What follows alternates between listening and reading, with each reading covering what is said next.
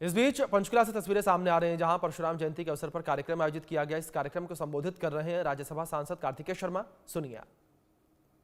Doctor Arvind Sharma ji, पंडित विनोद शर्मा जी, श्रीमती शक्ति रानी Sharma ji, Shri DP वत्स, श्री अजय मित्तल जी, श्री रामविलास शर्मा जी, श्री कालिदास महाराज जी हमारे आदरणीय हैं, पूजनीय हैं, अमृता दीदी जी, और साथ में मंच पे विराजमान श्री योगेश्वर दत्त जी, श्रीमती बंतो कटारिया जी, श्री हरिराम दीक्षित जी, स्वामी कृष्णकांता जी, प्रमोद कौशिक जी, और अगर किसी का नाम रह गया हो तो मैं क्षमा प्रार्थी हूं।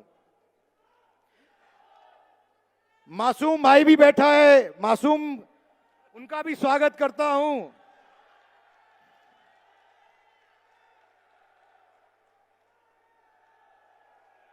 मैं देश के आज सभी दुश्मनों से है आपके माध्यम से कुछ कहना चाहता हूं।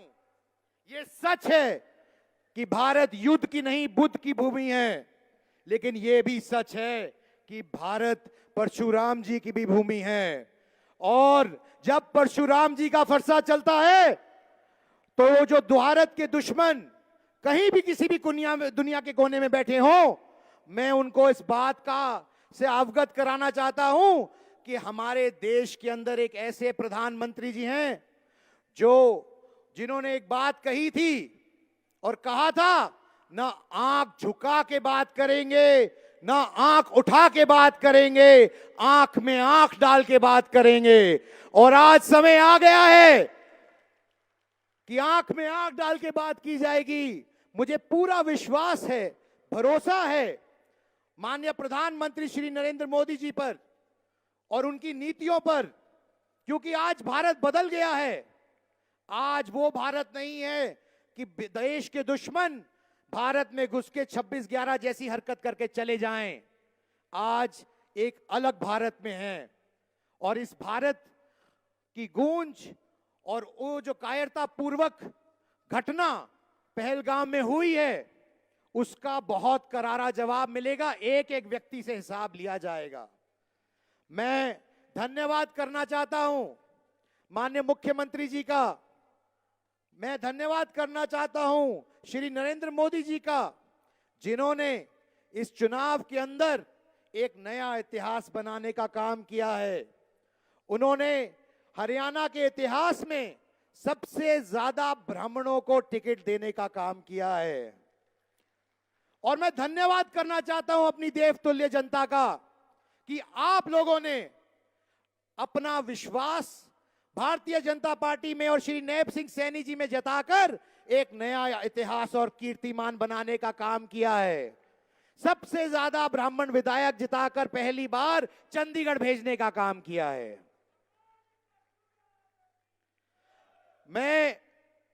जब मैंने कार्यक्रम करने का सोचा तो इसका मुख्य उद्देश्य यह नहीं था कि हम एक कार्यक्रम करेंगे जो 1 या 2 या 3 दिन का होता है, क्योंकि कार्यक्रम की एक तिथि होती है और उसके बाद खत्म हो जाता है। पर कार्यक्रम करने का उपलक्ष्य था समाज में चेतना जगाना।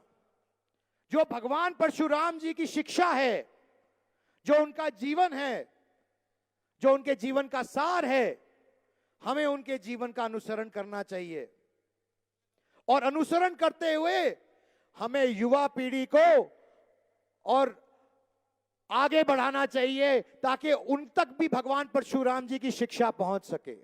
क्योंकि भगवान परशुराम जी शस्त्र की भी बात करते हैं और शास्त्र की भी बात करते हैं, लेकिन शास्त्र के इस्तेमाल से पहले शस्त्र का भी इस्तेमाल होना चाहिए और शस्त्र के इस्तेमाल से पहले शास्त्र का ज्ञान होना चाहिए। भगवान परशुराम जी का जो जीवन है वो आज के दिन में उसका महत्व कहीं और बढ़ जाता है। शायद इसीलिए भगवान परशुराम जी एक ऐसे भगवान हैं जिनका वर्णन हर युग में मिलता है, चाहे वो द्वापर युग हो, त्रेता युग हो, सतयुग हो या कल युग हो, क्योंकि हर युग में ये अन्याय और न्याय की लड़ाई होती है, धर्म और अधर्म की लड़ाई होती है।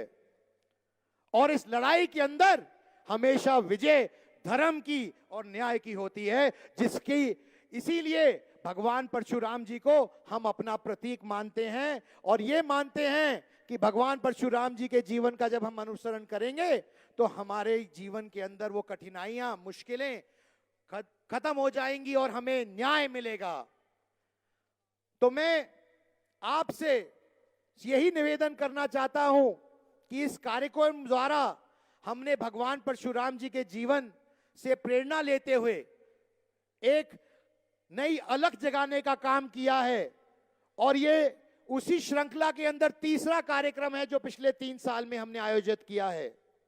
आप सबका ये जो प्यार और आशीर्वाद मिला है, जो आप हरियाणा के अलग अलग प्रांत से, अलग अलग विभागों से, अलग अलग क्षेत्रों से आए हैं, अलग अलग जिलों से आए हैं, मैं आपका कोटि कोटि धन्यवाद करना चाहता हूं दिल की गहराइयों से कि आप एक कॉल पर यहां पर आए। मैं आपका कृतज्ञ हूं और मैं आपको विश्वास दिलाता हूं कि माननीय मुख्यमंत्री जी एक ऐसे मुख्यमंत्री हैं, नॉन स्टॉप मुख्यमंत्री, जो जब से मुख्यमंत्री बने हैं रुके ही नहीं हैं।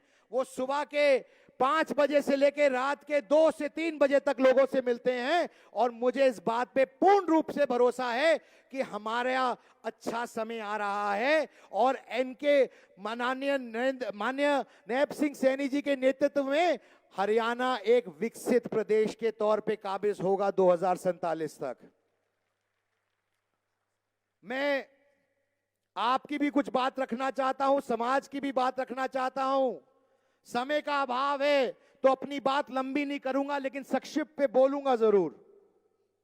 मैं आज आपको ये बताना चाहता हूं कि जब मैं कार्यक्रम के लिए अलग अलग जिलों में गया, अलग अलग जगहों में लोगों से मिला, बात की, रायशुमारी की, तो अनेकों बातें सामने आई और जो भी विषय आपके हैं, समाज के हैं, मैं माननीय मुख्यमंत्री जी के आगे रखने का काम करूंगा। मैं आपको इस बात का विश्वास दिलाता हूं, लेकिन मुझे इस बात का भी विश्वास है कि जिस सौम्यता से, जिस संवेदनशीलता से माननीय मुख्यमंत्री जी ने हमेशा छत्तीस बिरादरी को साथ लेके चलने का काम किया है और ब्राह्मण समाज के लिए भी संवेदनशील रहे हैं, उसी तरीके से आपके भी जो डिमांड हैं, मांगे हैं, उनके प्रति भी वो पूर्ण रूप से प्रयास करेंगे। मुझे पूर्ण रूप से विश्वास है।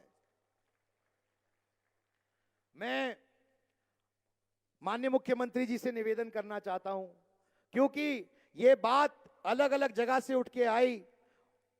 पंडित विनोद शर्मा जी ने अपनी उद्बोधन में ये बात पहले ही कही है, लेकिन मैं एक बात उनसे पुनः निवेदन करना चाहता हूं कि जो भी विषय हैं मैं बिंदुवार तरीके से आपके सामने रखूंगा और मैं निवेदन करूंगा कि आप इसके ऊपर जो संभव हो प्रयास करें।